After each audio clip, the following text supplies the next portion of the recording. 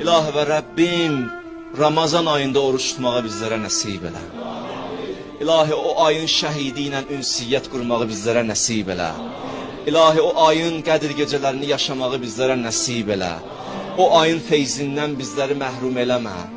Ya Rəbbəl aləmin, o kəslər ki xəbər göndərib dua istəyib, o qardaş bacılarımın dualarını qəbul elə. Xəstələrimizə şifayı acil inayət elə. Övladı olmayanlara övlad nəsib elə. Subaylarımıza gözəl ailə nəsib elə. Ailə müşkül olanların müşküllərini tezliklə həll elə. Borcu olanların borclarını verməkdə onlara yardımcı ol. Evsiz qardaşlarımıza ev nəsib elə. İşsiz qardaşlarımıza iş nəsib elə. Sıxıntılı olan möminlərimizə İmam Musa Kazım hörmətinə özlərinə fərəc, ailələrinə səbir bəxş elə.